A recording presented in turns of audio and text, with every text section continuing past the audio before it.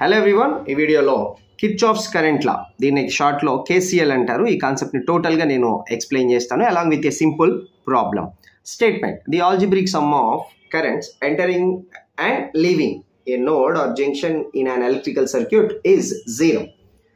ఇది మనకి తెలిసిన ప్రాక్టికల్ ఎగ్జాంపుల్తో ఒకసారి కంపారిజన్ చేసుకుంటే entering currents and leaving currents node దగ్గర కానీ జంక్షన్ దగ్గర కానీ ఆ రిజల్టెంట్ కరెంట్ అనేది 0.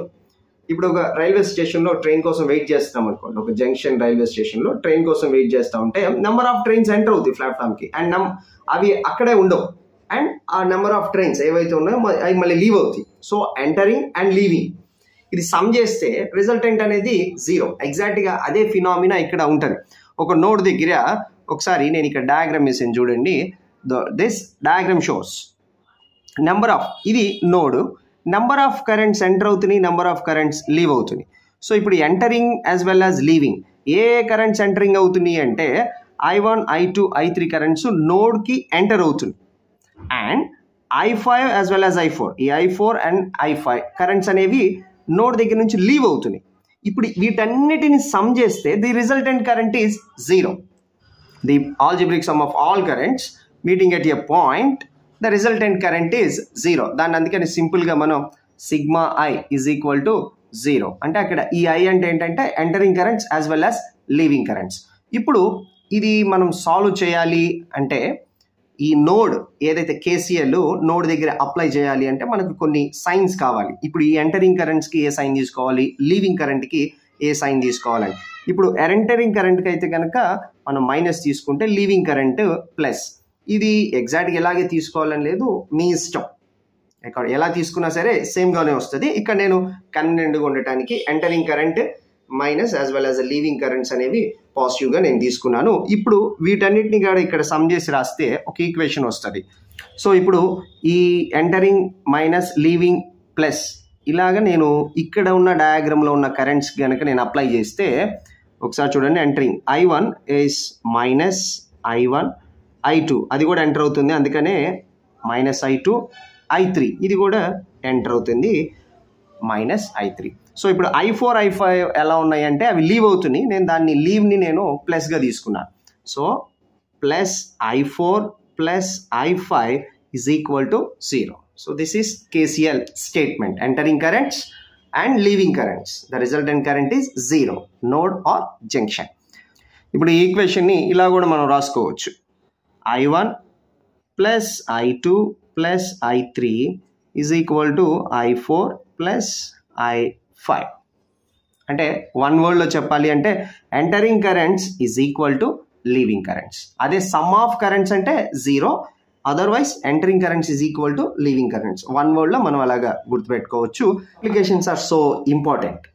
ఇప్పుడు ఇది అన్నోన్ కరెంట్స్ని మనం ఫైండ్ అవుట్ చేయొచ్చు, సర్క్యూట్ బిహేవియర్ని అనలైజ్ చేయొచ్చు. ఒక సర్క్యూట్ ఇచ్చి నోడల్ అనాలిసిస్ యూజ్ చేసి సాల్వ్ చేయండి అంటే ఈ కేసీఎల్ఏ బేస్ అనమాట. నేను ఒక సింపుల్ ప్రాబ్లం తీసుకున్నాను. ఇక్కడ చూడండి. Find the voltage across the 10 ampere source for the following circuit. నేను ఇంతకుముందు వీడియోస్లో కూడా చెప్పాను, ఇచ్చిన సర్క్యూట్లో వోల్టేజ్ ఏది, కరెంట్ ఏది, వాళ్ళు ఎట్లా ఐడెంటిఫై చేయాలి అని. ఇక్కడ ప్లస్ మైనస్, ఇక్కడ చూడండి ఇది వోల్టేజ్ సోర్స్, యారో ఇస్తే కనుక దాన్ని కరెంట్ సోర్స్. ఇక్కడ ఈ కరెంట్ సోర్స్ దగ్గర వోల్టేజ్ ఎంత ఫ్లో అవుతుంది అక్రాస్ అని అడిగాడు. ఇది క్వశ్చన్.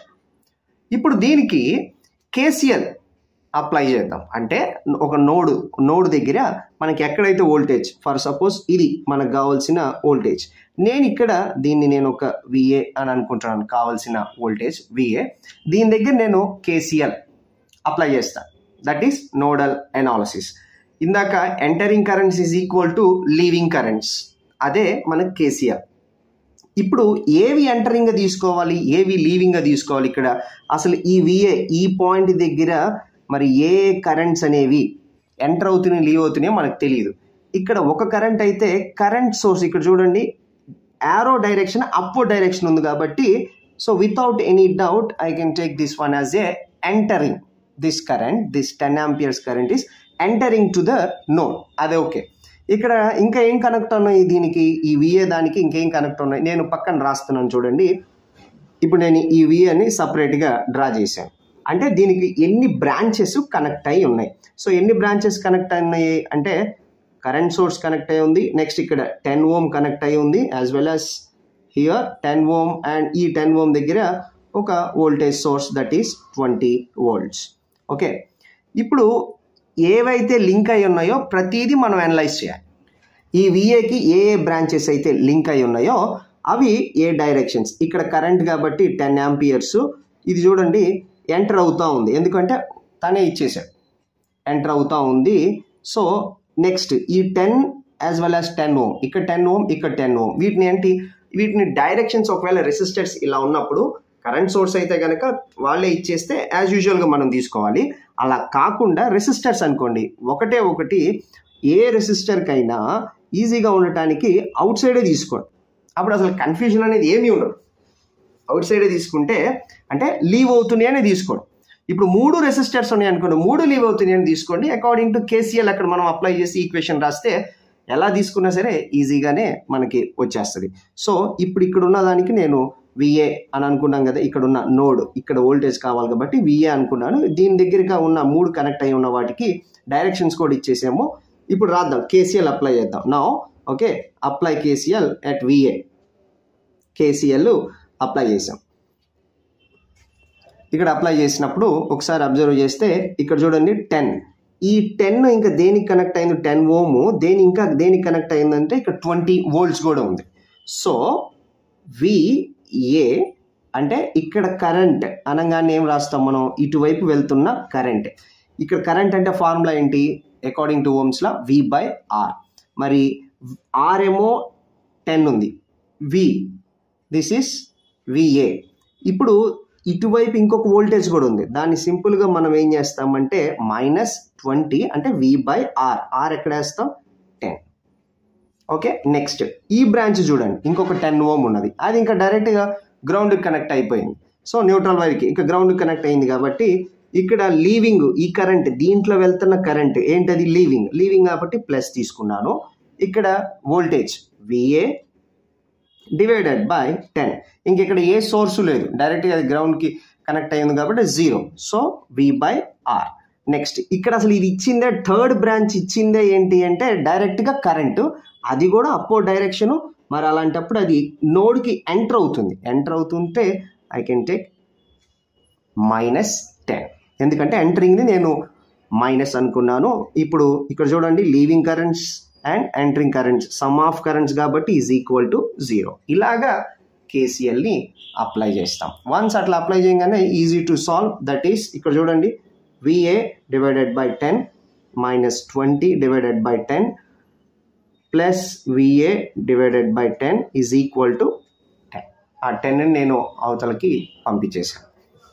ఇక్కడ అబ్జర్వ్ చేస్తే ఇక్కడ -2, ఈ -2 అవతలకి వెళ్ళిపోతే కనుక దట్ ఈస్ +2 అవుతుంది, ఇక్కడ 12 అవుతుంది. సో ఇక్కడ విఏ అండ్ ఇది కూడా విఏ. సో విఏ కామన్ తీస్తే 1/10 ప్లస్ 1/10 ఈజ్ ఈక్వల్ టు 12. ఇది సో వన్స్ ఇక్కడ 10 మనం ఎల్సిఎం తీస్తే కనుక వి గాట్ ఏ 1/5. ఇక్కడ ఇది ఎల్సిఎం తీసి సాల్వ్ చేస్తే కనుక VA of 1/5 is equal to 12.